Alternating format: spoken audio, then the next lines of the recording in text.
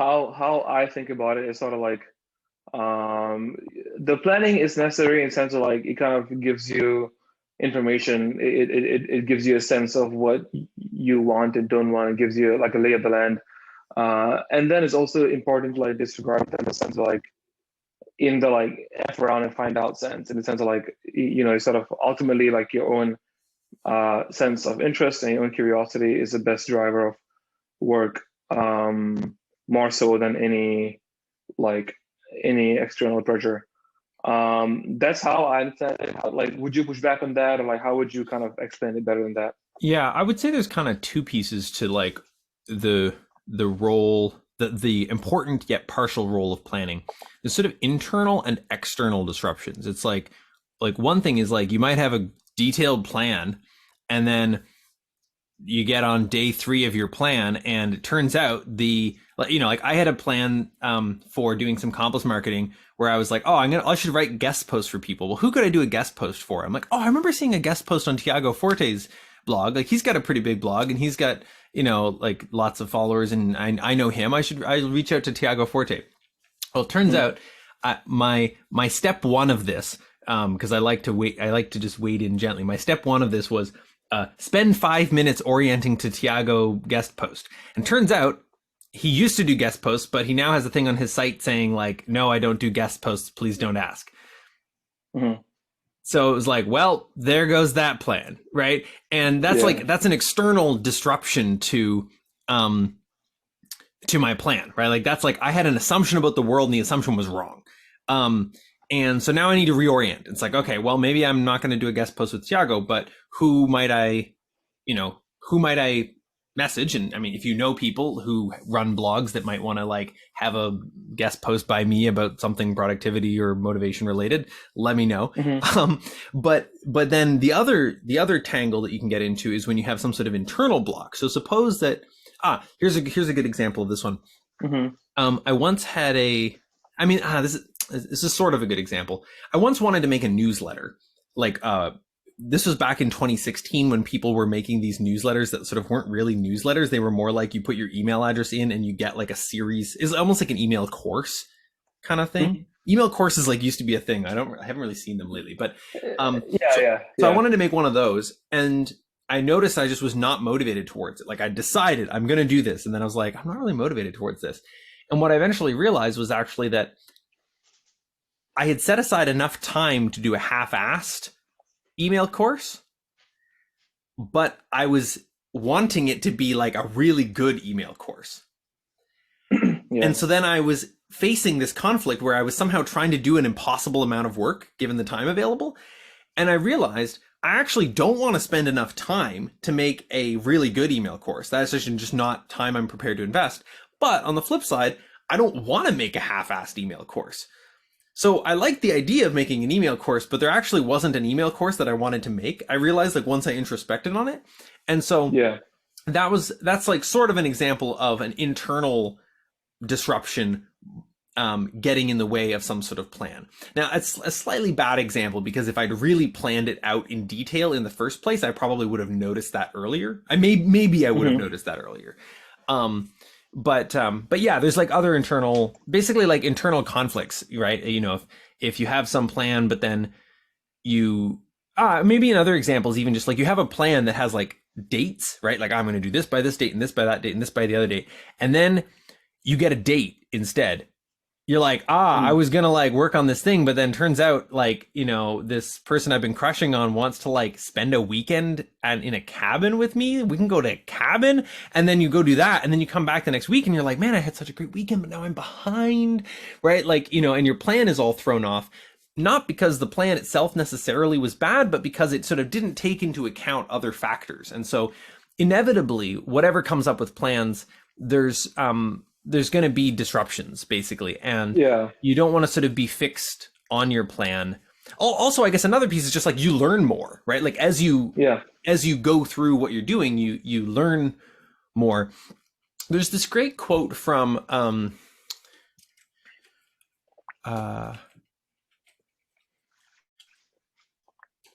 what is it? Let's see if I can find it quickly enough.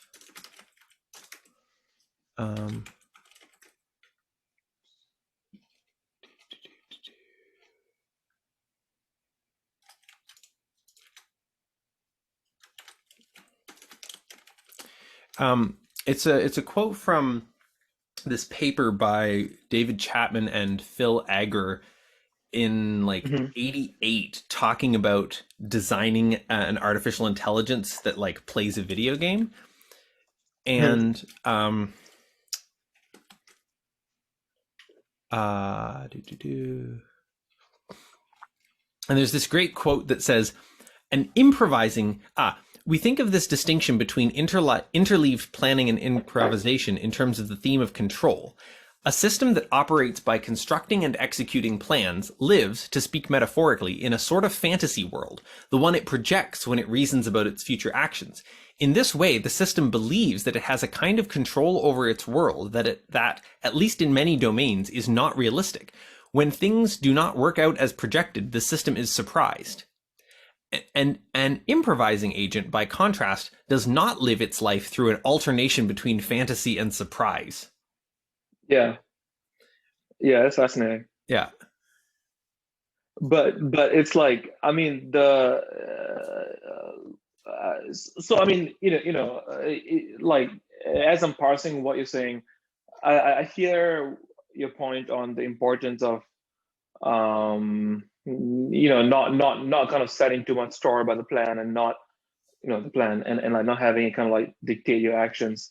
I think I'm interested to like talk more about the piece about why the kind of planning is important in the first place. And Mm-hmm. it's sort of like it gives you information, right? It's sort of Yeah. like, you know like, it's not simply a matter of, oh, I'm just gonna use my instinct and like improvise my way through Yeah. everything, through life. Yeah.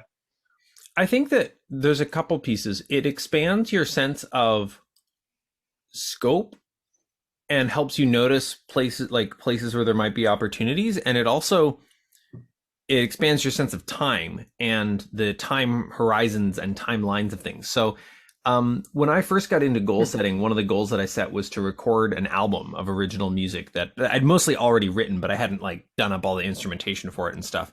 And so and I did this with this workbook called Pick Four that was about, pick four goals and then work on them. And it had a very, very simple planning exercise. It was three questions. One was like, what are like what are the obstacles you're going to face towards achieving this goal? Who are some people who can and resources that can help you with those obstacles? And then write it would like literally this big like plan and story of like how you're going to achieve the goal. Like just write out a story of what the months or whatever look like until you achieve this goal. And when I wrote out the story, I realized, okay, at some point I'm going to want to go into a recording studio because I'll have practiced my songs up and I'll have them ready to record. But if I have not found a studio that I can record at by the time it's time to go into the studio, I'm then going to be backed up with this whole find a studio process. And so I realized, oh, I have to start looking for a studio now, even though I'm not actually ready. And it helped me get the time like lined up in a way that I sort of wouldn't have done if I had just been like, okay, yeah, at some point I'll need a studio, but right now I've got to practice. It's like, instead, it's like I was doing those in parallel, like practicing my songs and looking for a studio. And literally that one exercise made the difference, I think, certainly it made the difference between me getting it out by Christmas that year, which was my goal, and not, but may have also sort of made the difference between me doing it at all and not, because I might have like never quite felt ready to contact a studio if I'd been like waiting to be ready in order to contact the Yeah. studio. So, yeah, so that's an example where it's like the planning didn't answer any of those detailed questions. It just made me notice, oh, there's a step I need to take, and I'm going to want to have already taken that step by the time I get to, like, I'm going to already need to have set that in motion by the time I get there. And I like hadn't noticed that until I like did even just a really basic tell a story planning exercise.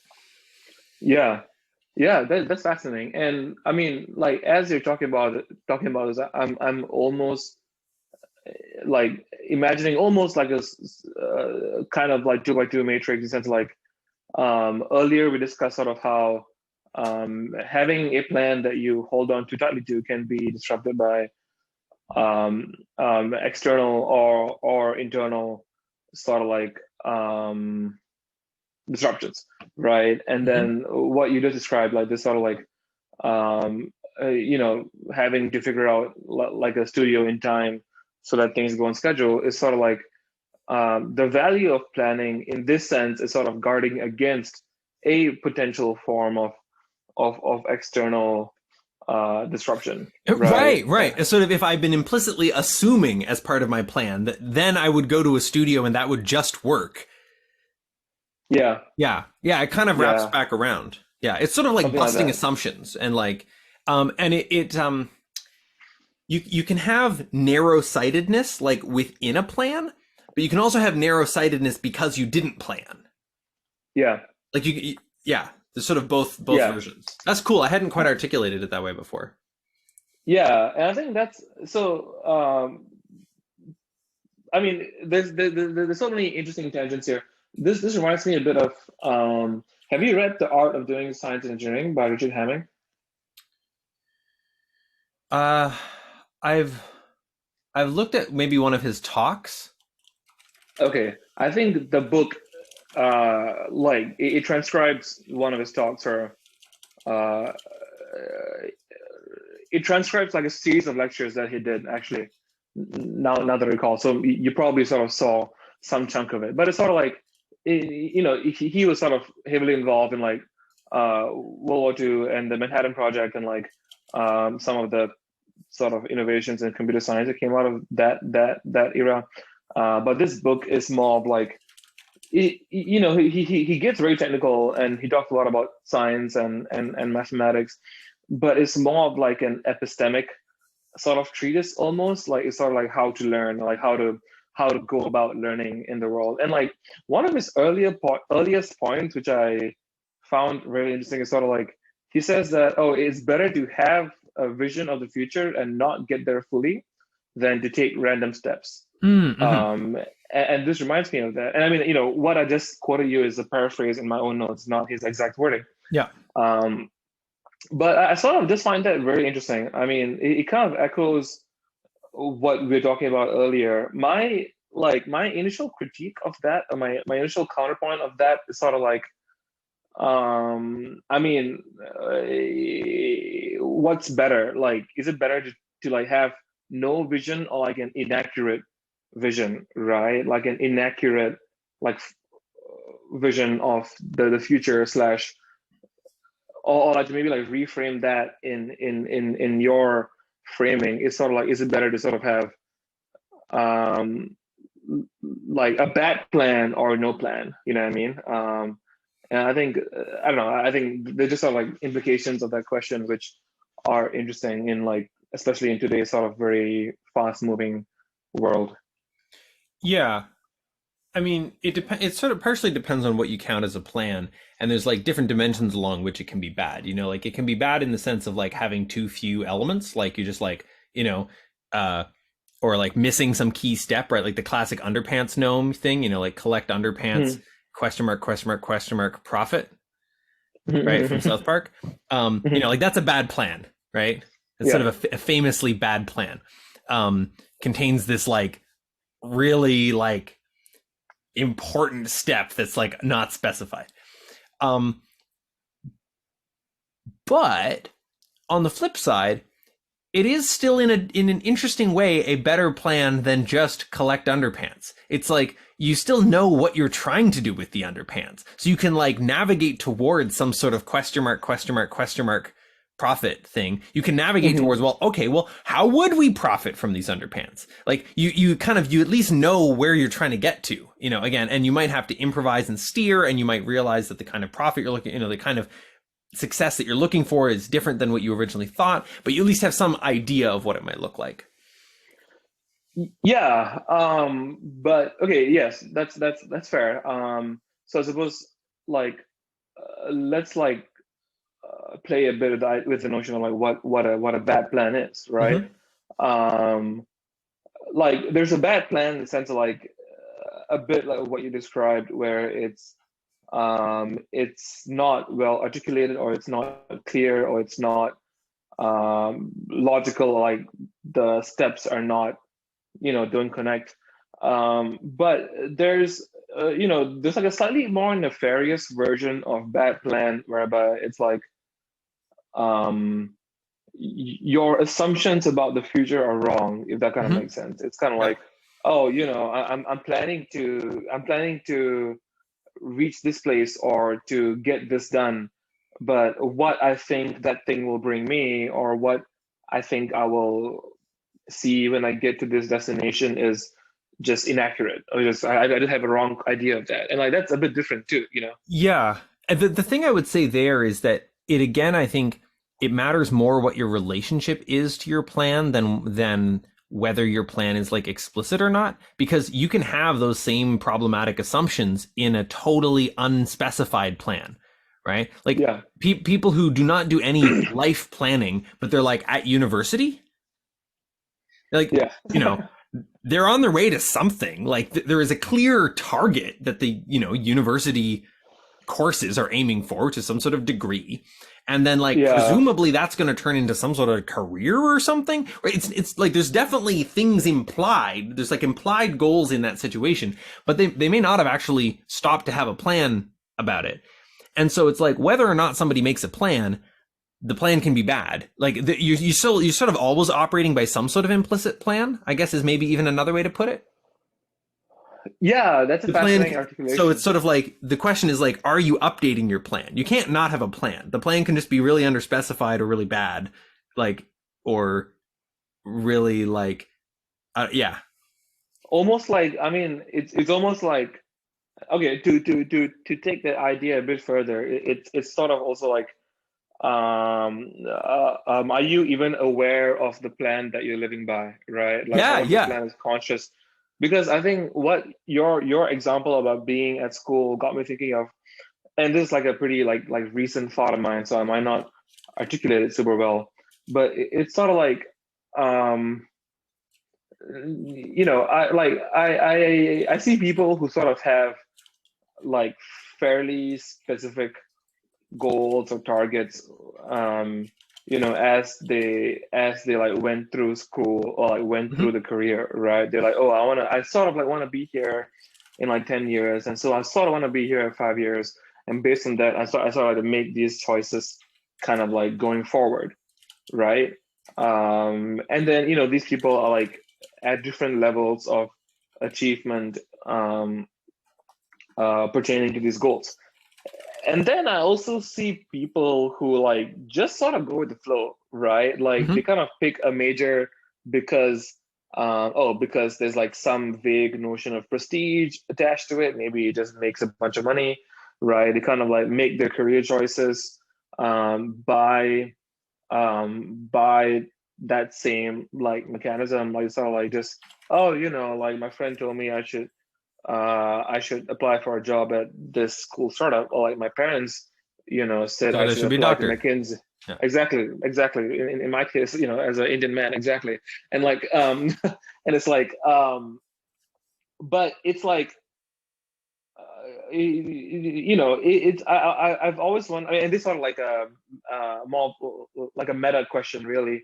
But I've always wondered whether there's sort of like a almost like a rationalist fallacy going on in the former, in the sense of um because I sometimes see people in the latter group, the like go with the flow group, actually kind of, to put it crudely, like achieve more results or like get more things done than the people in the former group, right? It's almost like the people who like didn't think about it too much, or like just went with the flow, are closer to the goals of what, or closer to group one's goals than Hmm.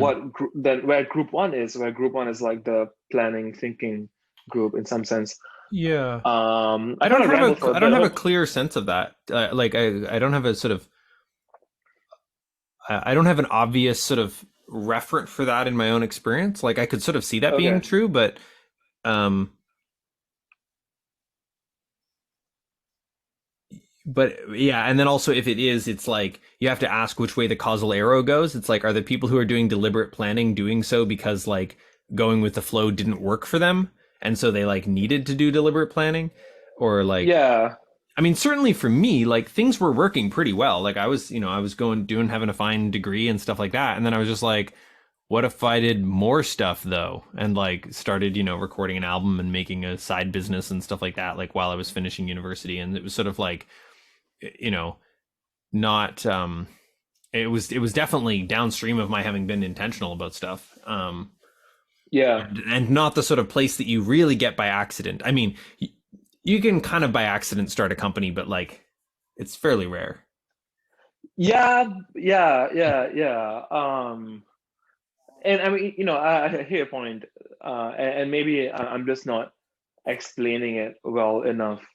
But it's like, um, okay, let me sort of like reframe this a little bit. I was having a discussion with my friend like a few months ago about like the difference between kind of like goal oriented versus system oriented, Mm-hmm. right?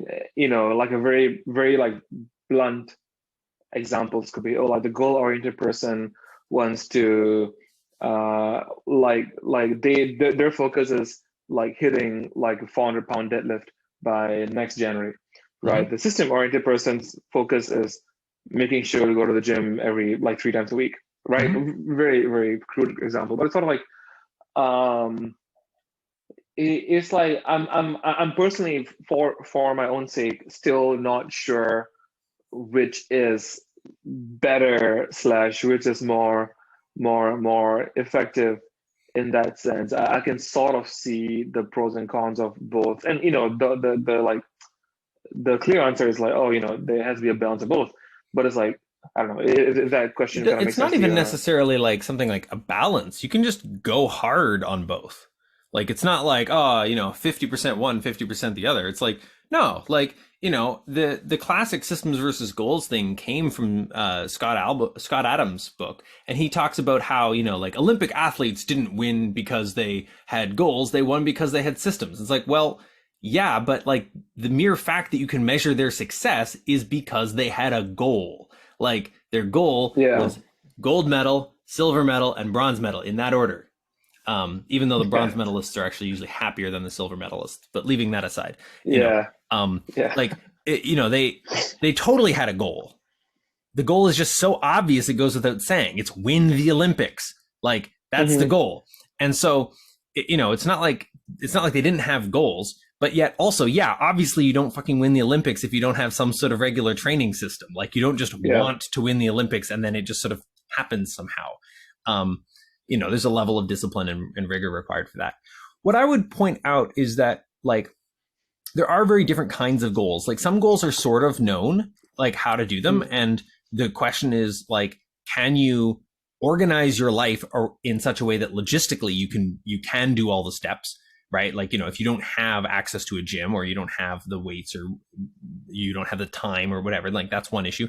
Two, can you deal with any internal conflicts that come up? Like, which could be anything from, I don't like being sweaty to I feel embarrassed of my body when I am at the gym to I feel like I should just already be in shape and not have to work for it to I just like all sorts of internal conflicts could come up that would sort of keep somebody from doing the stuff. But Yeah. if they can do the actions, the results will occur pretty much. And um lifting is kind of like that. Starting a business is not like that. Like Right. maybe with like a franchise or something where it is just kind of putting in the work, but even there it's like there's a lot of different fiddly steps. They're going to be different in every different case, how exactly you need to interface with the landlord of the building in order to rent it to run your little restaurant there, even if hundreds of people have done things similarly, is going to have all of its own particulars. And so that's a situation where it's like, yeah, you can't plan it out perfectly. Another example of a case where you can kind of plan it out perfectly is like if you're like building a building and you're like a construction company, if you've just built many buildings like this before, there's a sense in which you can have a pretty accurate plan of how that's going to go. And you might get delayed because like, a shipment of, the concrete you needed is delayed on a boat somewhere or whatever.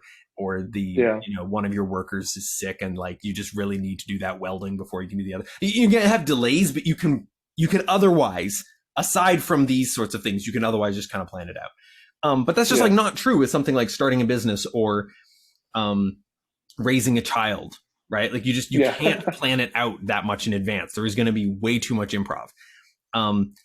But as we were saying, making those plans is still going to help you see the landscape that you're going to be traversing, even if you end up taking a different path through it than you sort of originally thought.